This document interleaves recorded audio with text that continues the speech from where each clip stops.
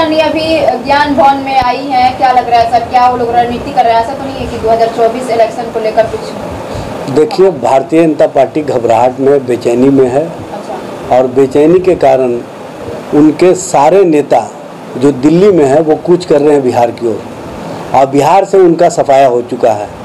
बिहार में महागठबंधन की सरकार, सभी दल एक तरफ, भारतीय जनता पार्टी अकेले। भारतीय जनता पार्टी सड़कों पर उतरी, जनता ने समर्थन नहीं दिया। भारतीय जनता पार्टी अनर्गल प्रलाप कर रही है, जनता का समर्थन नहीं मिल रहा। भारतीय जनता पार्टी हर तरह की छल और परपंच की राजनीति में लगी हुई है, लेकिन बेरोजगार जुमलाबाज पार्टी को किसी का समर्थन नहीं मिल रहा है।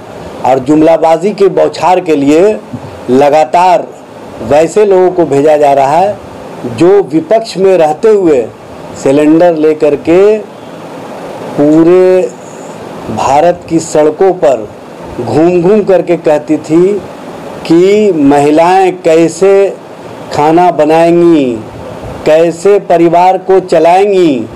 आज उनके घरों में इन्होंने उज्ज्वला योजना के तहत सिलेंडर पहुंचाने का तो काम किया, लेकिन उस सिलेंडर का दाम तिगुना बढ़ा दिया 2014 के बाद।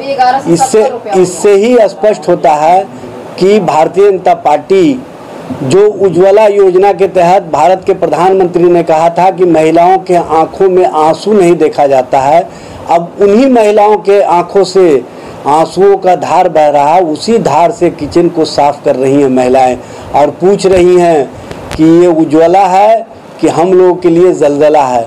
इस तरह की राजनीति करने वाली भारतीय जनता पार्टी, महंगाई बढ़ाने वाली भारतीय जनता पार्टी से मैं पूछना चाहता हूँ, जब अंग्रेज़ों का राज था तब भारतीयों पर अत्याचार के लिए अंग्रेज़ों ने खाने के सामानों पर टैक्स लगाने का काम किया था, और आज आखिर क्या कारण है कि भारतीय जो सबका साथ सबका विश्वास की बात करते हैं, उसी विश्वास को इन्होंने विश्वासघात करने का काम किया और खाने के सामानों पर जीएसटी लगा करके महंगाई खाने का इतना बढ़ा दिया है कि अब लोग खाने के एफर्ट नहीं कर पा रहे हैं, लोग भूखे पेट सो रहे हैं। और भारतीय जनता पार्टी के नेता हम दो हमारे दो की नीतियों पर चल करके सरकार में उन घरानों को फ़ायदा पहुंचा रहे हैं जो कहीं ना कहीं इनके गिरराज से आते हैं।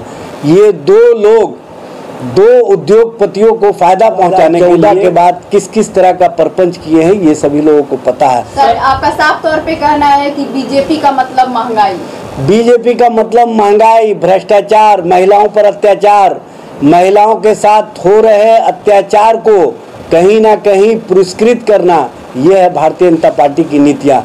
मैं माननीय प्रधानमंत्री जी से पूछना चाहता हूँ कि आपने 15 अगस्त को लाल किला के प्राचीर से घोषणा किया था कि हम महिलाओं का अपमान नहीं सहेंगे, हम महिलाओं के सम्मान के लिए कुछ भी करेंगे, प्रण लेते हैं, संकल्प लेते हैं, लेकिन आपका संकल्प उसी दिन धराशायी हो गया जब आपके गिरराज गुजरात की सरकार ने वहाँ पर रिमिजन पॉलिसी के तहत जो बिल्किस बानो रेप कांड में सामूहिक बलात्कार के आरोपी 11 लोग आजीवन कारावास की सजा काट रहे थे, उन्हें आपने बाइज्जत बरी किया।